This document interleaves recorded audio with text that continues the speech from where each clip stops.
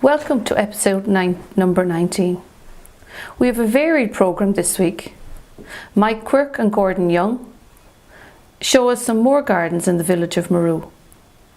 We pay a visit to the recent Milford Harvest Fair. The Maru Ceoltas Ceoltóirí Youth Club plays some music for us. Dan Dineen discusses the Tidy Towns report. The Maru ladies football team had a big win in the county final. Sports reports and Father Ryan's thought. So we'll start now with Mike Quirk and Gordon Young with Maru Gardens. If you pass through the village of Maru, you can see these wonderful gardens opposite the church. They are the work of 3 members of the Landers family, Timmy, Jerry and Geraldine. In July, we can see a wide variety of flowers. Here are some nice mauve geraniums. This hydrangea has pink flowers. Hydrangeas have blue flowers when growing in acid soil, so I think something's been done to make the soil alkaline here. Pots have been used to great effect to grow these begonias up against the plain wall. There are pink ones and yellow and a lovely deep red colour. Some of them are single flowered and others are double flowered, producing the large blooms. They seem to be well looked after, being dead-headed with no dead flowers, and the leaves are looking very well and the flowers are full of colour. They seem to be well fertilised. At the end of the year, the tubers will have to be lifted and stored to take care of before showing them again the next year.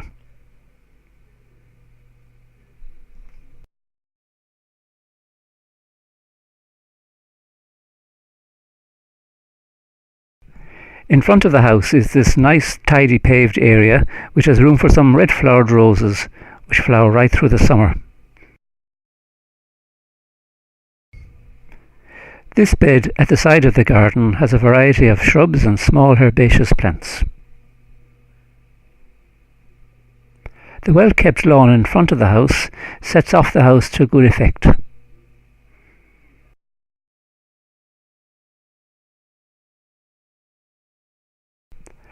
These large pots have a striking combination of hostas and petunias. The variegated leaves of the hostas mix well with the white flowers of the petunias, giving a very bright overall addition to the garden, even on the dull days of this summer. The cleared ground in this bed shows where the spring flowering plants grew, leaving just a little room now for these small flowering plants of the summer. So our thanks to Timmy, Jerry and Geraldine Landers for adding such colour to the scene in Maru.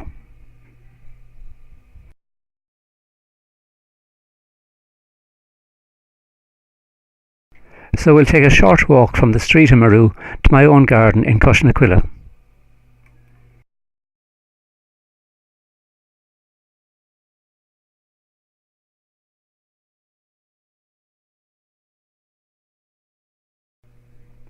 The front garden has got 4 beds, and the 2 beds in front of the house, they get most of the sunshine as they face south. The soil here is also very light and sandy, and I use this bed to plant some summer flowering plants. What's growing here is potentilla with the pale red flowers, some mauve coloured geraniums, some poppies, both pink and white, goldenrod and hypericum, which are yellow flowered.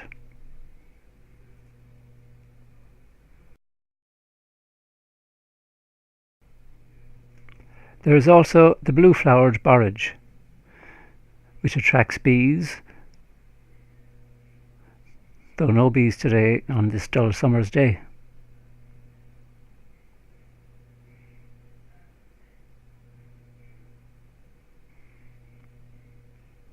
It's growing in among some sedum which will flower later on in the summer. And there again is the nice potentilla.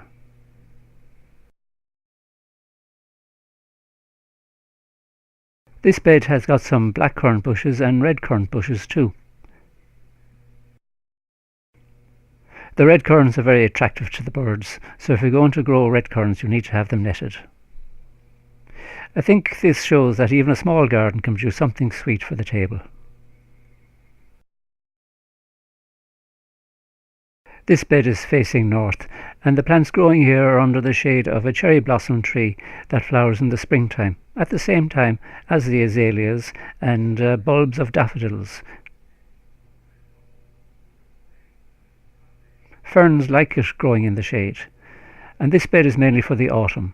It has Michaelmas daisy and Japanese anemones, and just in this time of the year some pelargoniums have been added in just to give it some bit of colour. We'll go around the side of the house now to the back garden, which of course is far more private. Just outside the back door there's this area here which is gravelled and has a table for eating breakfast on a summer's morning. The shed there is brightly coloured, and what I've got planted here are pots of pelargoniums. The bed behind it has got some violets still there from the springtime. I think the pelargoniums or geraniums are great and good old reliables for giving colour in many people's gardens.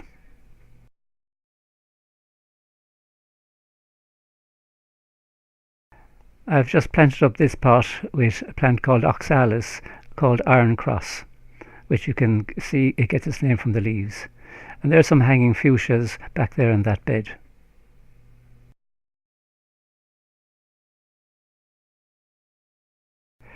The foxglove flowers start off in a pale creamy colour, but they develop a kind of a pale mauve. In front of them are some pansies or violets which have been flowering right through the winter, so they're quite amazing. On either side of the door are pots with hanging geraniums and hanging fuchsias. Instead of a lawn, what I've got in the back garden are beds of flowers and some gravel paths, and places then for sitting and enjoying the garden. This bed here shows poppies and delphiniums and lupins, and gives quite a strong colour in the summertime. Quite a nice place to sit and relax.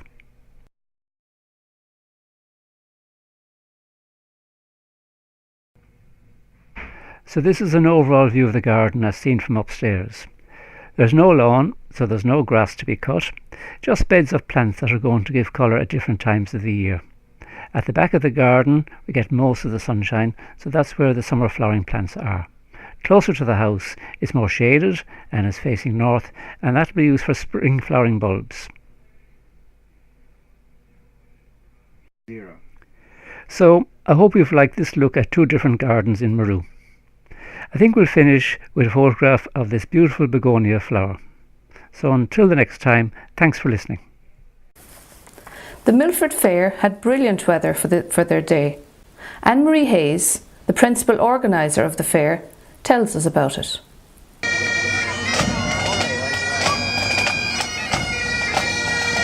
At this still beautiful fest along the middle, they're coming down here, so you can gather here, there's no price, no fear of us, we get the ticket sold.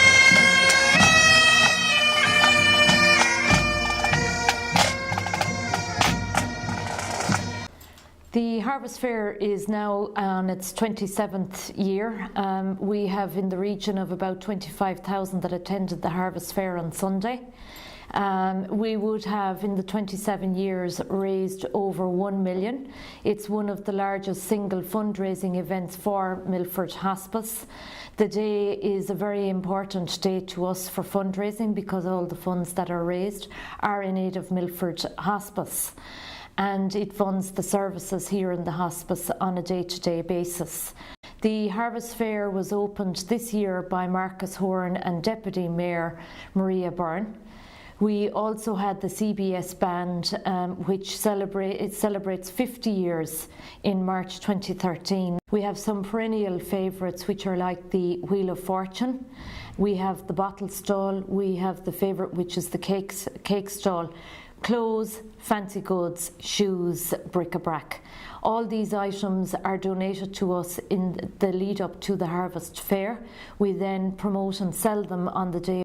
We would have new items this year that were introduced, for instance the kids' play bus, We had the very popular welly throwing competition, which brought some fun and entertainment on the day. We also had a very important programme that was introduced this year, which is the Bloom Forever in Our Hearts project.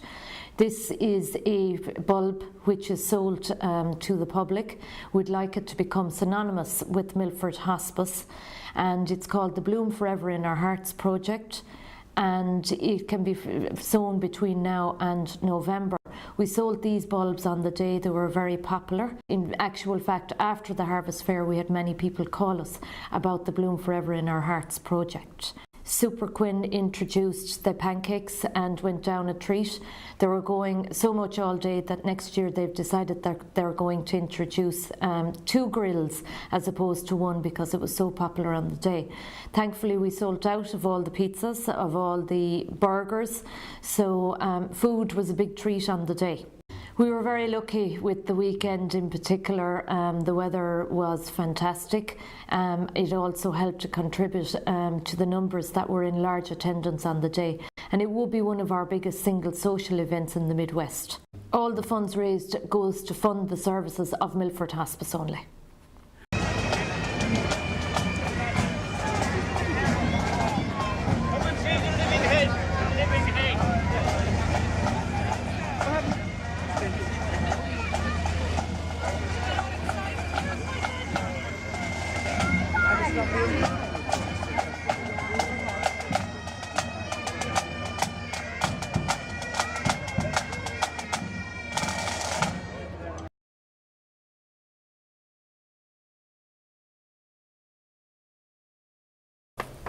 Now the Maru Ceoltas Ceoltóirí youth entertain us with some traditional Irish music. A lovely warm welcome to us up and running tonight for the Maru Moher Ceoltas on stage. Everybody. 1, 2.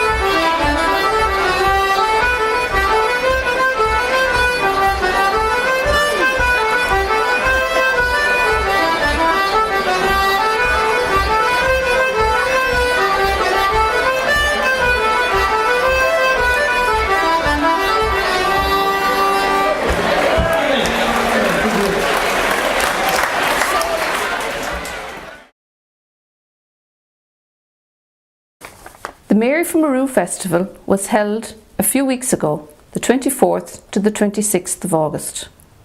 Mary Coughlin from Ula was chosen as Mary from Maru 2012. Congratulations, Mary. We hope to have an interview with Mary soon in a future episode.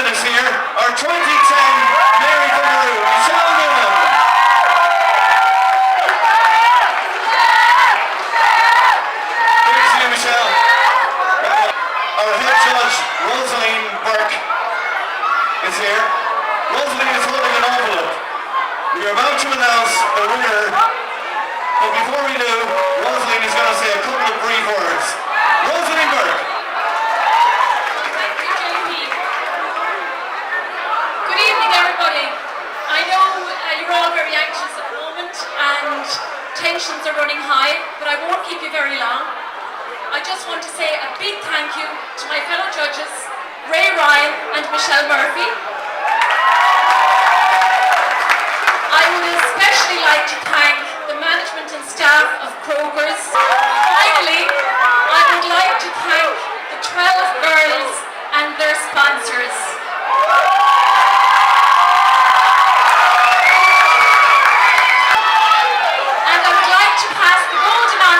JP, who will announce this year's Mary of Maru winner.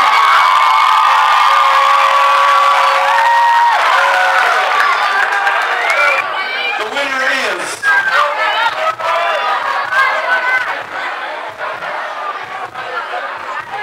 Mary Coughlin!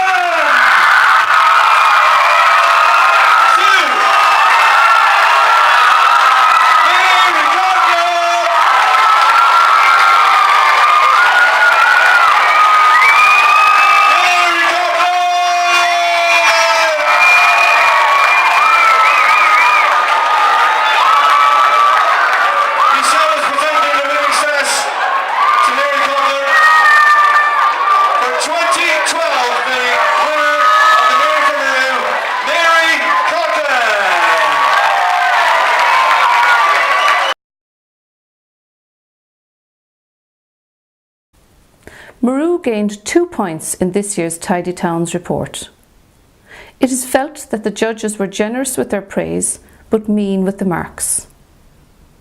Great effort had gone into the beautification of the village in 2012, and a bigger mark was expected. Over now to the leader of the Tidy Towns Committee, Dan Dineen. I'm here to talk about the 2012 report. We got it the other day, and I suppose again, the adjudicator, like the referee at the All-Ireland, he comes in for a bit of criticism, and he has to be all things to all people, and that's impossible. So maybe we'd be a little bit critical of the amount of marks we got. We got 2 extra marks. We compared that with 9 for last year, and we're a little disappointed. The adjudicator gave us a very rewarding report. He's full of pluses, but when it came to the marks, he only gave us 2 extra marks. He or she made, by the way, gave us 2 extra marks. which we thought was rather poor for the effort we had put in, but that doesn't stop us from charging aid for 2013, and we will of course do that. But a few things that he remarked on is were that we had about the right number of people. We have about 8 local members and a forceman, as I say, and for those we're very thankful. He also he or she remarked that this is the first time ever in a report that they are dealing with, and this seems to be an adjudicator that has been there a long while, that the ICA were seen as being colleagues of ours, and they were colleagues of ours this year in that they ran a boot camp in the village and made a lot of money and gave the weight of that money to Milford House, a very deserving cause, and we got a great lump of money from them as well, and we have purchased 2 seats and put their names on it in the park, so that to be remembered. And we want to say to the Barubo or ICA, thanks for your contribution, and thanks for being first in the country to associate yourselves with the tidy towns. You're very clear thinking people, and we want more of you in the vicinity. The adjudicator also remarked on the approach road from Limerick. That's the 5 roads as we know it locally, and that is so well kept, and there are a few families there at that area, one in particular, who keep that place very well and keep the area as well, so it is a credit to those people. They're not involved with us in the tidy towns, but we are delighted to see them, and that's the kind of thing that tidy towns are all about. And while I'm on about groups, they have people in Gilmartin Park and Cushnacle, they have made a special effort as well, and their contribution is very well acknowledged in this report that I've heard today. Of course, the private gardens, the people in the private gardens are essential and a very, very important part of our tidy towns. If they didn't do that, and if everyone made efforts, but some people have made superhuman efforts and have spent, I mentioned about £400 for our flowers. I've known there's an individual in the village that has passed that in his own garden, cost per annum for flowers. And I get only for these people, and only for people who just put out a single box, let it be a little flower bed, keep their area tidy. And I love the idea in Abbey Shrule, where they have got rid of their litter bins, take away the litter bins. And I think that we should maybe follow that example. I've been collecting litter in the village for the way of 35 years, and we only found one £20 note ever, and that was an English £20 note. We found no owner for it, thankfully, and it was drank and not minerals, neither, and cones. We had a mighty ball out of it. We spent 2 nights, spending it. That was way back in the 80s. So Irish people don't throw paper money out of their pockets out in the street, but they're very willing to throw litter out in the street. And for that, we would say, like, why not bring it home like your money and throw it into the waste paper bin. With those few words, I'd like to say thank you for listening to me, and good night and Borliv.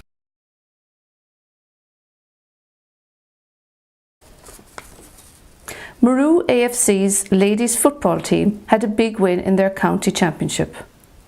Jessica Ethsel filmed the action, and Noel Regan did the commentary for us. On Friday the 24th of August, Maru entertained Bruff in the Division 2 Cup final at UL. Under the guidance of Tony Breen, Maru established an early dominance.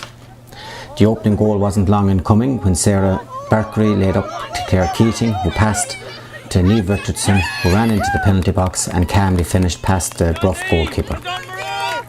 Sarah Berkery was a constant thorn in the Bruff side. This cross found Niamh Richardson, who brought a great save from the Bruff goalkeeper. Keeper could do nothing about Niamh's second when a superb strike from the left wing found the net a couple of minutes later to give Maru a 2-0 lead. Shortly afterwards, Anya Cumming, following an excellent throw-in, attacked up the left flank, and her shot hit the upright before rebounding to Sarah Berkery, whose shot was narrowly wide on the left-hand side. Shortly after this, Claire Keating was taken down in the box for a penalty for Maru. Joan Ryan stepped up, calmly picked her spot and slotted into the bottom right-hand corner for Maru's third. Sarah Berkery shortly after this made it 4-0 on the stroke of half time. Niamh Richardson at the first minute of the second half put in a beautiful cross to Claire Keating, who finished to the bottom corner of the net for another goal for Maru. The introduction of Susan O'Brien, Patricia Butler and Ger Hinn only increased the tempo again for a dominant Maru team as they went in search of more goals. Susan O'Brien, who was in the thick of the action from her introduction, latched on to an excellent through ball from Fiona Ryan and played a lovely ball across the box to Pauline Ryan, who calmly picked out Claire Keating, who slotted the ball into the bottom left corner of the net. A superb display by the girls was capped by when there was a fantastic through ball played by Trish Butler, who released Susan O'Brien up the left wing, and her marvellous right-footed shot found the top right corner of the net for 7 goals for Maru.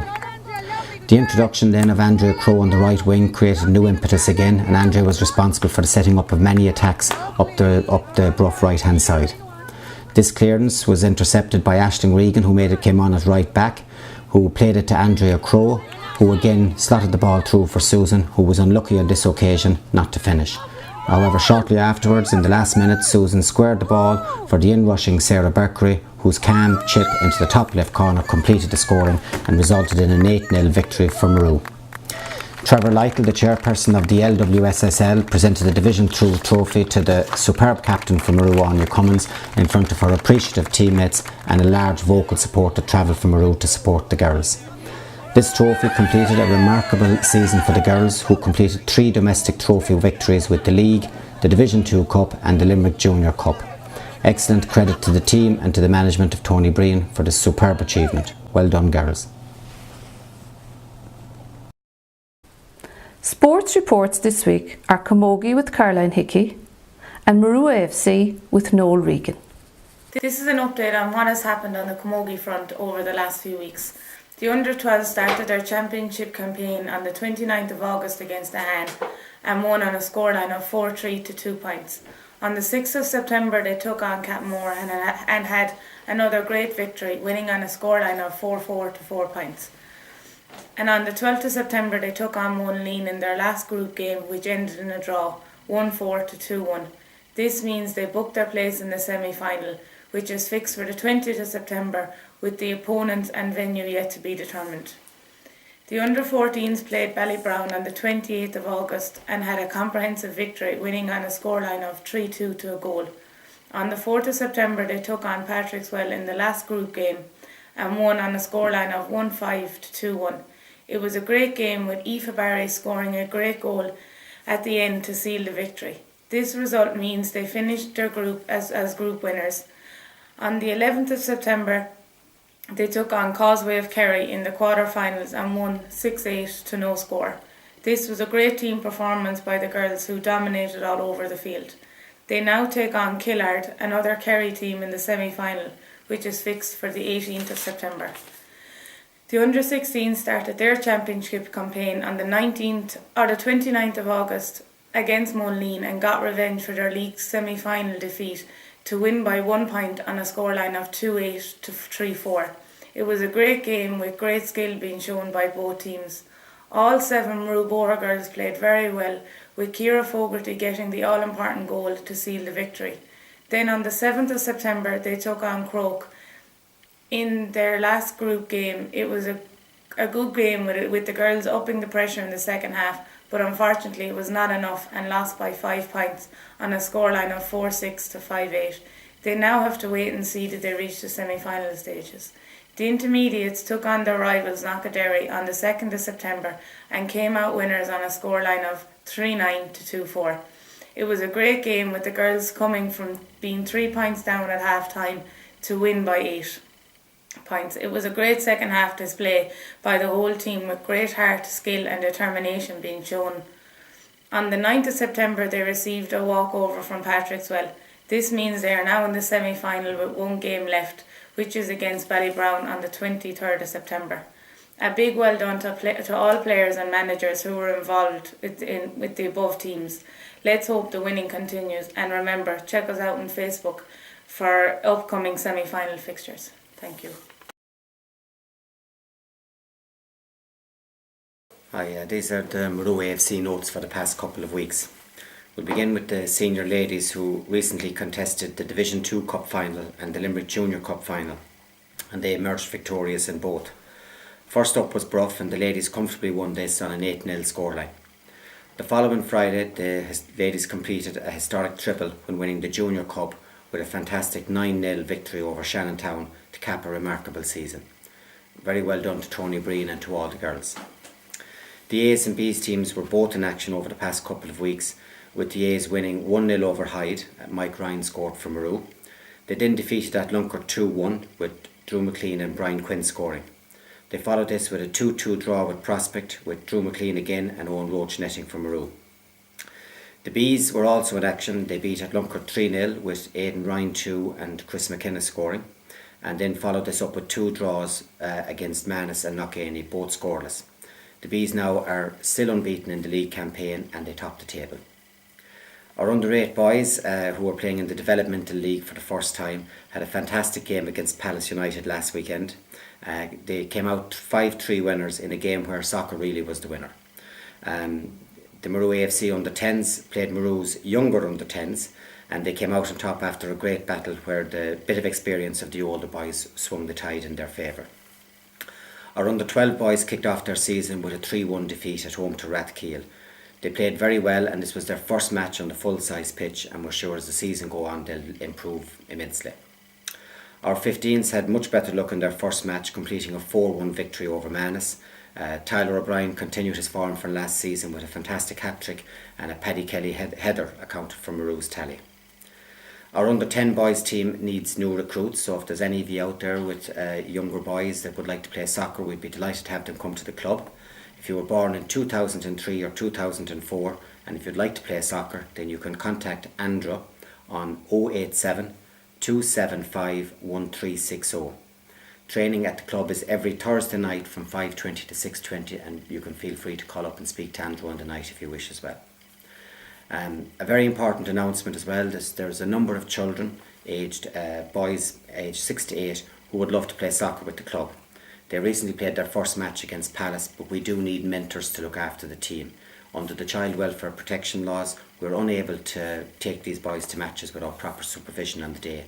So any parent or interested person, could you please contact John on 087 778 0276 to discuss.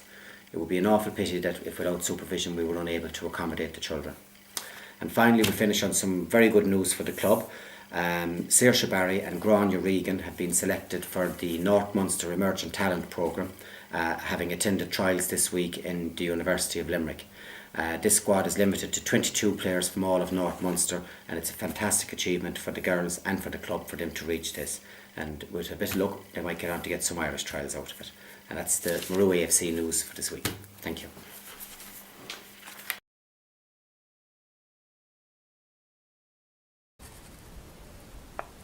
Father Ryan's thought for the week was recorded this time at the back entrance of Glenstall Abbey.